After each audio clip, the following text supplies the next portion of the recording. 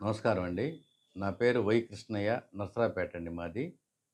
మేము పోయిన సంవత్సరం అక్టోబర్ 10వ తారీఖున టీటీటీ రాజేష్ అనే అతను వేరే మిత్రుల ద్వారా పరిచయం కావటం జరిగిందండి. ఆయనను టీటీటీలో ఉన్న సేవలు ఏదున్నా కూడా నేను ఇప్పించగలను. నేను గవర్నర్ కోటాలో ఇప్పిస్తాను అని చెప్పటం జరిగిందండి. మేము వస్త్రం అడిగామండి. ఆ వస్త్రంది చాలా అరుదైన విషయం అండి అది. ఆ వస్త్రం అనేది చాలా ప్రముఖంగా, చాలా అందరికి అందుబాటులో ఉండదు. అలాంటి వస్త్ర దర్శనం మనకు కల్పిస్తున్నాడు కాబట్టి అని మేము ఆశపడటం జరిగిందండి. ఆ వస్త్రం నిమిత్తమై అతను రూ. 50,000 అడిగాడండి. మేము దానికి ఫోన్‌పే ద్వారా అతనికి రూ. 50,000 పంపించడం జరిగింది. ఆ తర్వాత నుంచి సరైన రెస్పాన్స్ లేదండి. దర్శనం నిమిత్తం అడుగుతుంటే వస్త్రం ఆ సేవ నిమిత్తం అడుగుతుంటే కూడా ఎటువంటి రెస్పాన్స్ లేదండి.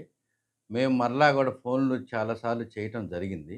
ఆ ఫోన్‌లు రెస్పాన్స్ 15 రోజులకి, 20 రోజులకి ఒకసారి మెసేజ్ పెడుతూ ఉంటాడండి. ఆ తర్వాత ఎలాంటి రెస్పాన్స్ లేదండి. మా డబ్బులు మాకివ్వమంటం ఎనిక్కివ్వండి అని చెప్పేసని మేము అడగటం కూడా జరిగిందండి. కానీ అతను ఇంతవరకు మా డబ్బులు కూడా మాకు రిటర్న్ ఇవ్వటం జరగలేదండి.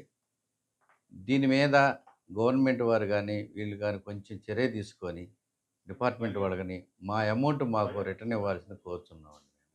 ఎంతమంది బాధితులు? మేము నలుగురు మిత్రులం కలిసి దీనికి ఇచ్చామండి. సుమారుగా రూ. 4,00,000 మేము వాళ్ళకి ఫోన్‌పే ద్వారా పంపించడం జరిగిందండి. ఆ అమౌంట్ దానికి సంబంధించిన కూడా ప్రూఫ్‌లు కూడా మా దగ్గర ఉన్నాయండి. మేము తప్పనిసరిగా మా అమౌంట్ ఇస్తే మేము మేము మీకు సహకరించి గవర్నమెంట్ వారికి గానీ, పోలీస్ డిపార్ట్మెంట్ వారికి గానీ, ఈ ఇన్ఫర్మేషన్ అంతా కూడా మేము ఇవ్వగలవాళ్ళమండి. అలాంటి వాళ్ళని కొంచెం మీరు ప్రోత్సహించకుండా మేము మోసపోయాం కాబట్టి కొంచెం మమ్మల్ని రికవరీ చేసి పెట్టవలసిందిగా మాకు కోరుతున్నాం సార్. కేస్ పెట్టారా సార్ మీరు? పెట్టలేదండి. ఎందుకంటే ఆయన మభ్యపెడతాను. వచ్చే నెల ఇస్తాను, పై వచ్చే నెల ఇస్తానని దాదాపుగా 10 నెలల నుంచి కూడా మాకు మభ్యపెడుతూ పోస్ట్‌పోన్ చేయడం జరుగుతుందండి.